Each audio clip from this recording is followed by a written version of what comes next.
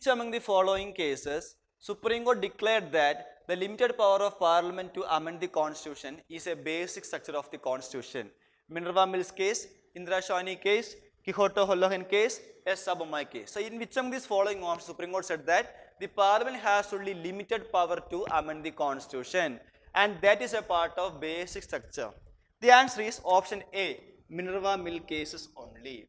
Now what is Indira Shawni case? This is regarding the cap on reservation.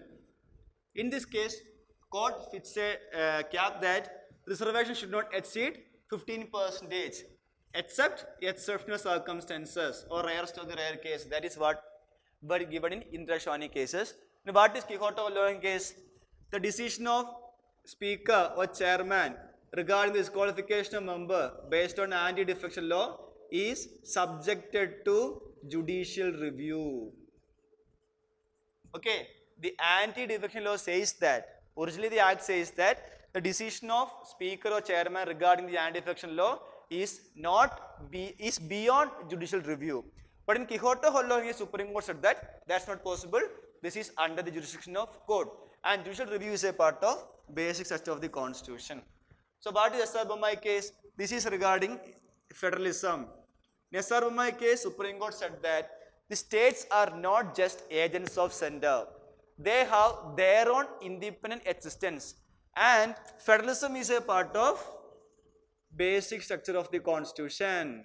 This is what said by the Supreme Court in S.R. Bommai case. So limited power of Parliament to amend the Constitution under which case? Option A, that is Minerva Mills case. Clear? Consider the following statements. If a person is elected to both the house of a state legislature, his or her seat in one of the houses falls vacant as determined by the laws of the state legislature concerned, an MLA or an MLC can resign by submitting resignation to the governor of the state concerned. If a member of the state legislature is appointed to the office of governor, his or her seat in this legislature automatically becomes vacant. This is the question asked here. So what about option A? See, a person can be a member of only one of the houses. He or she cannot be a member of both the house of state legislature. So at sometimes, if a person becomes elected to both the house of state legislature, at least one seat should become vacant. Okay, so that procedure, which seat should go vacant, will be determined by the state legislature concerned.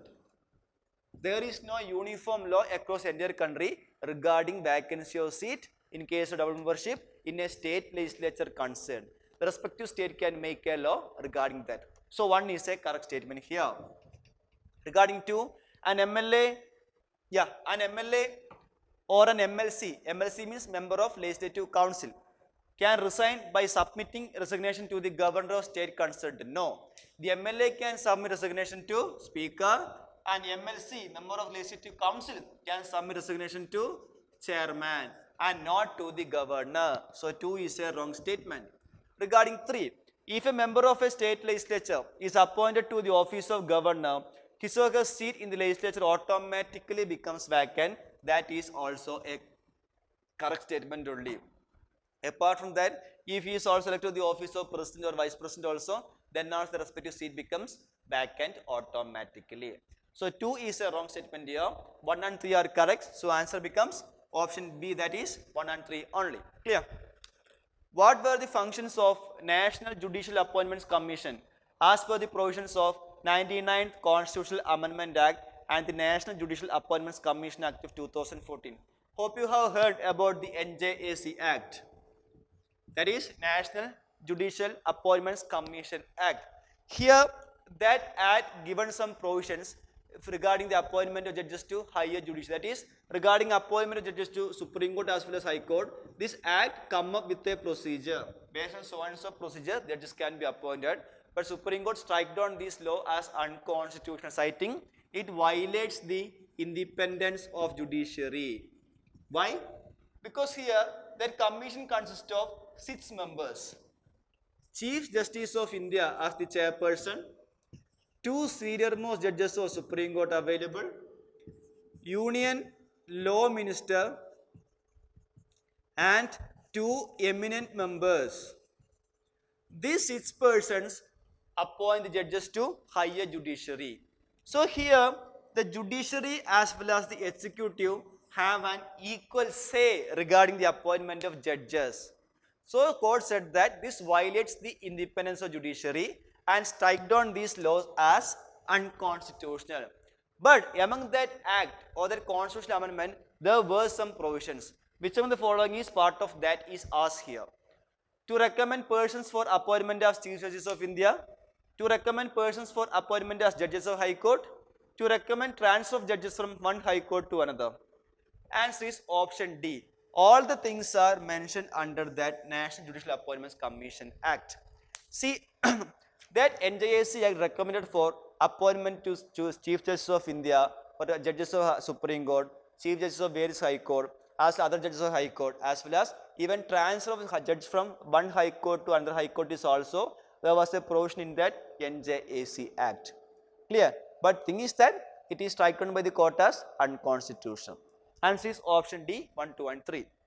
The importance of 43rd Constitutional Amendment is, it transferred 5 subjects from state list to concurrent list, provided for the creation of All India Judicial Service, deleted right to property from the list of fundamental rights, restore the jurisdiction of High Court to judicially review the constitutionality of central laws. Find the correction regarding 43rd Constitutional Amendment Act. See, I think you can easily eliminate 2 of the statements because you know thoroughly that the 42nd Amendment Act only transferred 5 subjects from state list to concurrent list. Hope you know that. So you can eliminate A from your options. Then again you know that 44th Amendment only deleted right to property from the list of fundamental rights. So you know can easily eliminate C as well. The doubt can be between option D, that is provide for the creation of all these judicial services as well as restore the jurisdiction of High Court regarding that option. Clear? See, actually the 42nd Amendment Act debarred the High Court from reviewing the constitutionality of central laws. That is 42nd Amendment Act says that further High Court need not look into the constitutionality of central laws. But that was restored by 43rd Amendment Act. So 43rd is regarding the restore the jurisdiction of High Court to review the constitutionality of central laws. D is the correct answer to this question. And regarding the creation of All India Judicial Services, that was enacted through 42nd Amendment Act only. So answer to this question is option D. Okay.